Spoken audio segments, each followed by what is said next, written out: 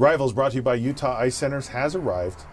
And so has verbally this Jacob Conover recently had a verbal commitment to BYU. 4-star quarterback out of Arizona. Led his team to 2 state championships. Looks to go to BYU. He's an LDS kid. But he's this 4-star recruit. And is that a little bit of a surprise for you that he went to BYU? Or is it not a surprise because he's LDS? The reason I ask this surprise is because BYU's pretty down right now. Yeah. They've had a tough year, and to land this recruit, that's kind of a big deal. It's a huge deal. I mean, and you know what? BYU's got to get some 4- and 5-star recruits into their program. I mean, it's just part of the numbers, and they've got to land, bigger than that, they've got to land the top LDS talent. They've got to compete for the top LDS talent. Matter of fact, they got to get the majority of it if they're going to be good. So, you know, to be able to go out of state and get a top quarterback, it obviously, you know, they get him because of him going on a mission and the LDS, you know, religious factor. It plays a huge role in it, because if you take that out of it, you know, then why would he go to BYU versus Alabama or Arizona State and these other schools? It absolutely comes down to the religious component, which BYU has to take advantage of and land those. Well, and they've done a great job with that, because this kid is connected with the coaches, and in spite of what's actually happening there. You know, if I'm a quarterback, I'm a top prospect. I go, okay, do I want to go here where they just started a new offensive system with an untested coordinator, and it looks, you know, like he's got things moving in the right, you know, not winning very many. They're independent. There's all these things. I mean, so it's really a great coup, and it says quite a tremendous amount about Coach Sataki that he's able to do this and to pull off a big recruit, a top tier recruit with the challenges and the struggles they've had. Now there are other issues. I mean, or factors. The kid is LDS, and it was very important to him to go to an environment that he felt was right for him, and so that meant a lot to him. But I have another question that I'm curious about. So, do stars really matter? You know, I mean, because you know, you say, oh, they got all these great players, but have they reached their potential? You know, it's like you get these 4-star recruits out of high school, and is there room to grow? Is there room to get better, or is that the best you're going to get from those players? You know, I think recruiting is still an art, and that recruiting system reminds me, it's one factor. It reminds me of the combines. You come out of your senior year where the real football players are, and you have all this, you know, status from playing football, and then you enter the whole combine period and workouts, and all of a sudden these people that were no good but are awesome on the track and drills, their stock rises, and you know, all the scouting departments and these formulas try to put it together mathematically, and they stock rise, they get drafted higher, and then they still fail in the league. So I think there's part of that that's still there. You get all these rating systems, and they rate these kids. I would take that, and I'd want to win those 4- and 5-star, you know, recruits, but I think I'd take it with a little more of a grain of salt, because there is an art to it still. Well, there's no question. There's a lot of programs. You take Chris Peterson, who did it at Boise State, and they're still doing it at Boise State. You look at what Utah did in the Mountain West, and even BYU through the years. In the 70s and 80s, 90s at BYU, and how they did it. Yeah, and here's what it is. It's like they're still kids.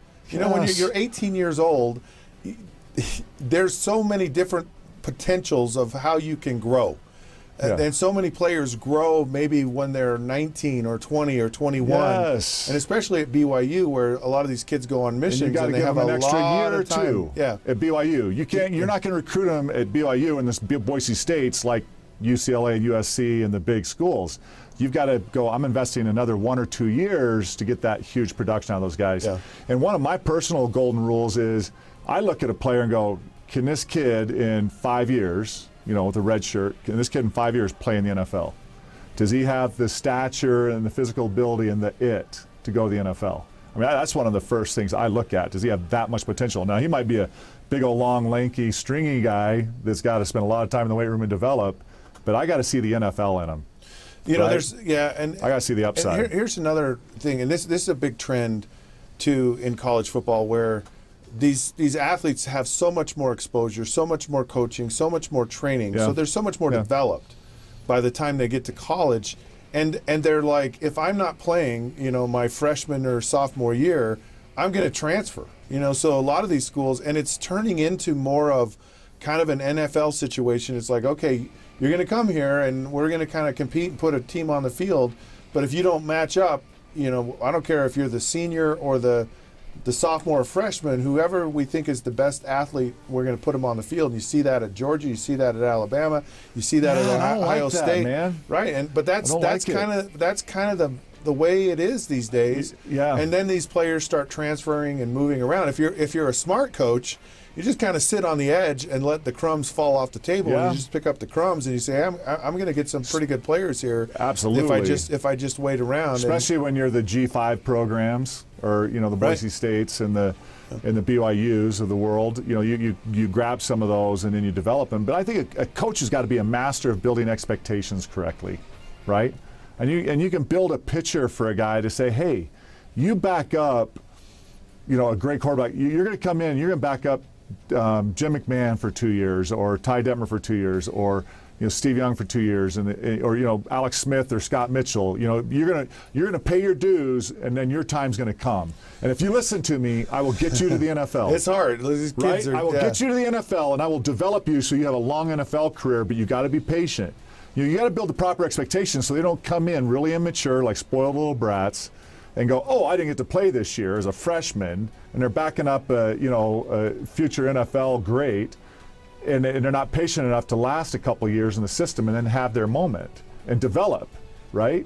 So, a masterful coach can, I think, hold them in a little better, but you're right, we're dealing with a whole new generation now. I talked to Norm Chow, who, is just retired from coaching, and he told me, he goes, man, Jason, football has changed. These athletes have changed, and it's a whole different game. I've heard it from a lot of people, and the old-time coaches don't like it. Yeah. They don't like it. Yeah. So this recruiting, it's a good thing, and I think it is. It's a great win for BYU in that case, yeah. But we'll see how it plays out in the long run, especially, if they start doing well again, maybe it's a good thing. Right, he's a 6 foot, here's the other 180 thing. guy. He's committed, but he can also decommit. That's the crazy thing. That's true. So That's true. Crazy stuff. All right, Rivals has arrived, and now it's time to go. Text Rivals to 65537. Go to those social sites and like us. And if you're smart, dial us in on your smartphone, and we know you that you are. This round of Rivals is over. We are off to our corners. I'm not him. I'm not Scott Mitchell. But we are related. We'll catch you soon.